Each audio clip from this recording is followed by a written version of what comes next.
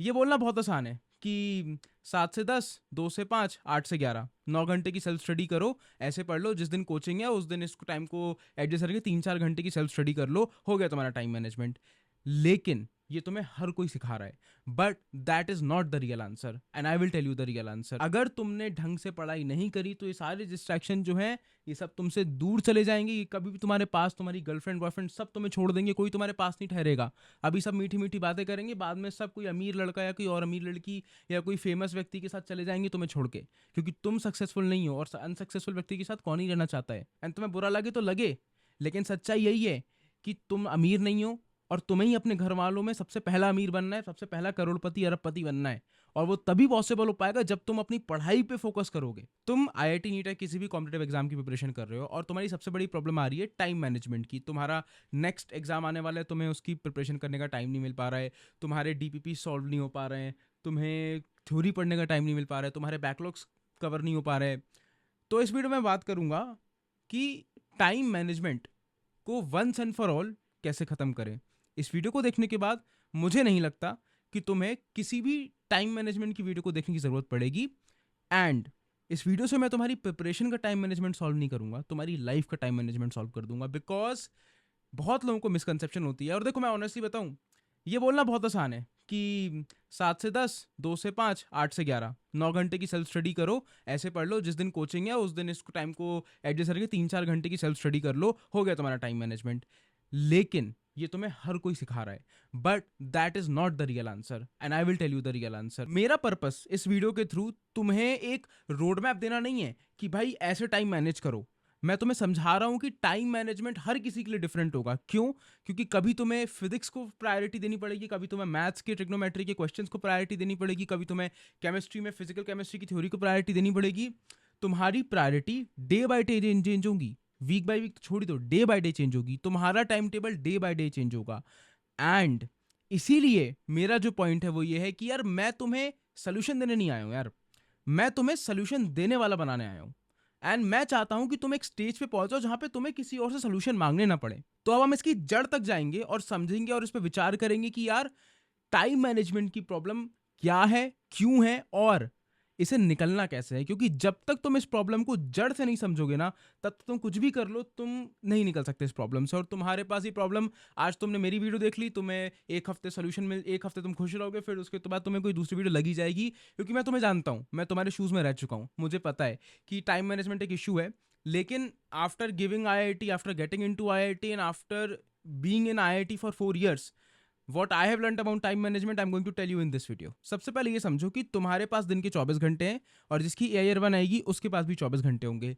तुम अगर दिन के 6 घंटे या 7 घंटे सो रहे हो, वो भी अराउंड इतने ही टाइम सोएंगे। जितने भी टॉपर्स होंगे 6 से 7 घंटे, 8 घंटे ही सोएंगे। तो तुम दोनों के पास ही 16 घंटे बचते हैं। तो अगर तुम दोनों के पास सेम घंटे हैं तो प्रॉब्लम कहाँ आ रही है? तुम्हारा टाइम क्यों नहीं मैनेज हो पा रहा, टॉपर का क्यों मैनेज हो रहा है? उसका मैं रीजन बताता हूँ। देखो मेरी बात, दोनों के पास सिमिलर घंटे हैं, बट तुम्हें इशू क्यों आ रहा है, टॉपर्स को कभी क्यों नहीं इशू आता टाइम मैनेजमेंट का? उसका रीजन समझो। तुम्हारी प्रायोरिटीज बहुत डिफरेंट है। ठीक है, अगर तुम एक नॉर्मल एवरेज बच्चे हो तो तुम्हारा मेजर टाइम कहाँ जा सकता है? या तो तुम ज़्यादा सो रहे हो, या तुम ज़्यादा मोबाइल चला रहे हो, तुम्हें मोबाइल की एडिक्शन है, या फिर तुमने गर्लफ्रेंड या बॉयफ्रेंड बना लिया है, या फिर तुम दोस्ती यारी में ज़्यादा चले गए हो। ये 4 ही मेन रीजंस होते हैं कि तुम अपना टाइम उधर ज़्यादा दे रहे हो rather than giving it on studies. अब मैं तुम्हारा भ्रम तोड़ता हूँ, तुम सब लोगों का। तुम खुद से क्वेश्चन पूछो, क्या तुम्हारे माँ बाप के पास एक बंगला है? क्या तुम्हारे पिताजी महीने का 50 लाख रुपए कमा रहे हैं? क्या तुम्हारे घर में BMW या मर्सिडीज है? क्या तुम्हारे पास लग्जरीज है? क्या तुम्हारे पास सब कुछ है जो एक अमीर बच्चे के पास होता है? क्या तुम अमीर हो सकता है कुछ है उसमें, लेकिन 99% लोग नहीं हो ना, तुम नहीं हो ना अमीर। तो मैं तुम्हें एक चीज़ बताता हूँ, और वो भ्रम ये है तुम्हारा कि ये लोग तुम्हारे साथ रहेंगे, ये दोस्त, ये रिलेशनशिप, ये तुम्हारा गेम, ये मोबाइल, ये सब तुम्हें धोखा दे जाएगा। कुछ तुम्हारे साथ नहीं रहेगा। अगर तुम्हारे साथ कुछ रहेगा वो तुम्हारी है पढ़ाई। उसके अलावा सब तुम्हें छोड़ के चले जाएंगे। सिर्फ सफलता के साथ ही चीज़ें रखती हैं। जिसके पास सफलता नहीं है ना लाइफ में, उसके पास कोई नहीं रुकता। और ये मैं फर्स्ट एक्सपीरियंस बता रहा हूँ अपना। अगर तुम्हारे पास सफलता नहीं है ना, nobody would want to be with you.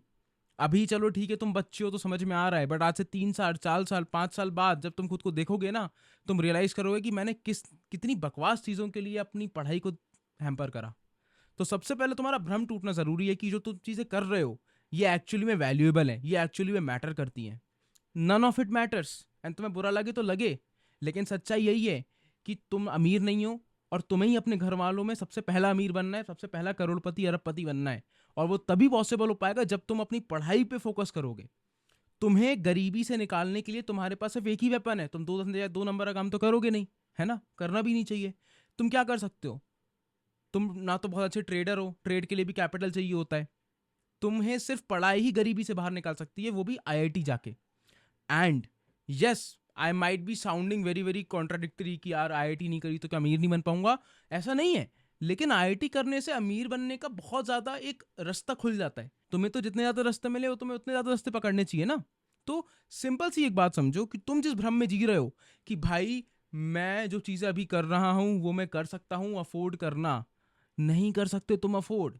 क्यों नहीं अफोर्ड कर सकते? क्योंकि भाई जो चीज़ तुम्हारे लिए मैटर करती है, जो पढ़ाई तुम्हारे साथ रहेगी, जो तुम्हें आगे लेके जाएगी, तुम उसको प्रायोरिटाइज नहीं कर रहे हो। और टॉपर्स यही चीज़ करते हैं, वो इसी को प्रायोरिटाइज करते हैं, अपनी पढ़ाई को। जो लोग रैंक करते हैं ना उनको पता होता है कि यार लड़की या फिर पैसा या फिर दोस्ती या फिर गेमिंग, ये सब कॉलेज के बाद और कॉलेज के टाइम पे आराम से करी जा सकती है। लेकिन अभी एक चीज जो बाद में नहीं कर पाएंगे वो है पढ़ाई। तो जड़ पूरे फसाद की ये है कि तुम्हें ये समझ में नहीं हार पा रहा या तुम्हें ये चीज हिट नहीं हो रही है कि पढ़ाई एक्चुअली में कितनी जरूरी है। तुम्हारे पास कोई ऑप्शन नहीं है अमीर बनने का मेरे भाई, इस बात को समझो। You have zero options to become rich. तो प्लीज इस बात की गहराई को समझो और गंभीरता को समझो कि यार अगर तुमने ढंग से पढ़ाई नहीं करी तो ये सारे डिस्ट्रैक्शन जो हैं ये सब तुमसे दूर चले जाएंगे। ये कभी भी तुम्हारे पास, तुम्हारी गर्लफ्रेंड बॉयफ्रेंड सब तुम्हें छोड़ देंगे, कोई तुम्हारे पास नहीं ठहरेगा।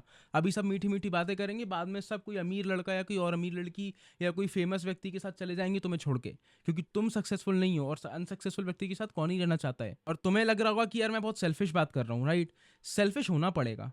मैंने खुद अपनी आईआईटी की प्रिपरेशन के टाइम पे, मैं एडमिट करता हूँ, मैं बहुत सेल्फिश था। मैं अपने टाइम की वैल्यू बहुत ज़्यादा करता था, जबकि मैं कुछ भी नहीं था। मैंने ना आईआईटी क्रैक करी ना मैंने कुछ करा, but I use to value my time like मेरा टाइम पीएम के टाइम के वैल्यूएबल है। मैं ना रिश्तेदारों से मिलता था, ना दोस्तों से खेलता था, मैं ना मूवी देखने जाता था, कुछ नहीं करता था। क्योंकि मुझे पता था कि मेरे 1 घंटे की वैल्यू है 20 सवाल 30 सवाल, या फिर एक चैप्टर का रिवीजन कर लिया। मुझे पता था मेरे टाइम की वैल्यू क्या है। तुम्हें अपने टाइम की वैल्यू नहीं पता। तुम अपने टाइम को इन सस्ती चीज़ों में, सस्ते नशों में लगा रहे हो। क्या सस्ता नशा है? गेम का एडिक्शन सस्ता नशा है। लड़का लड़की relationship when you are preparing for a competitive exam, it's a सस्ता नशा। When you are trying to sleep for more than 6-7 hours, it's a नशा।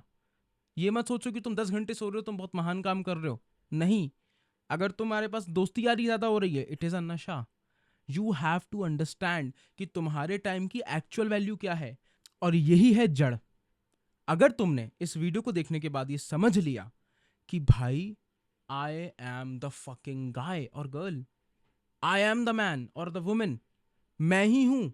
बोलते ना अहम ब्रह्मास्मि, अहम ब्रह्मास्मि। मेरे से ज्यादा वैल्यूएबल टाइम किसी का नहीं है, किसी का नहीं है।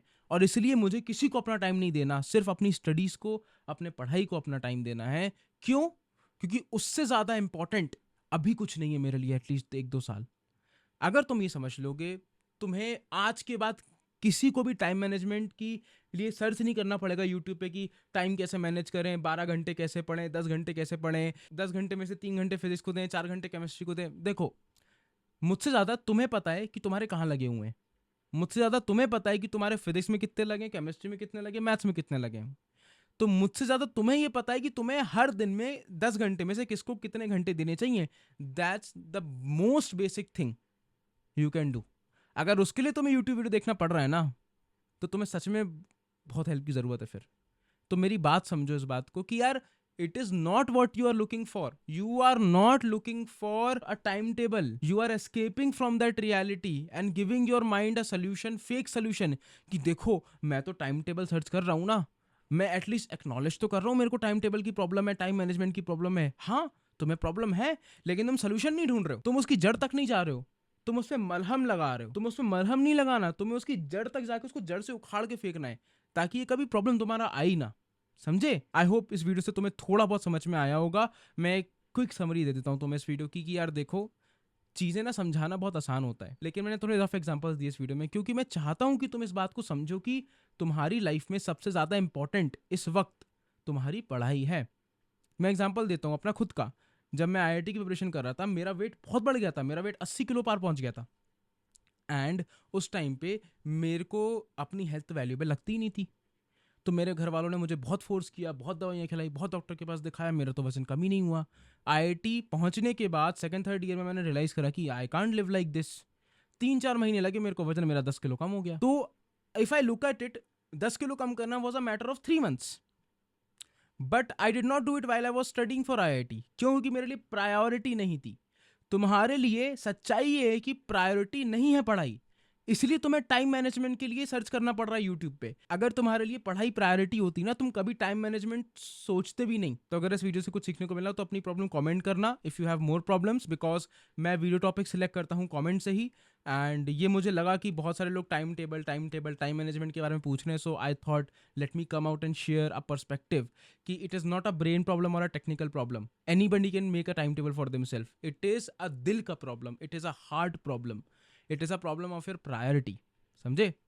चलो जाओ काम करो।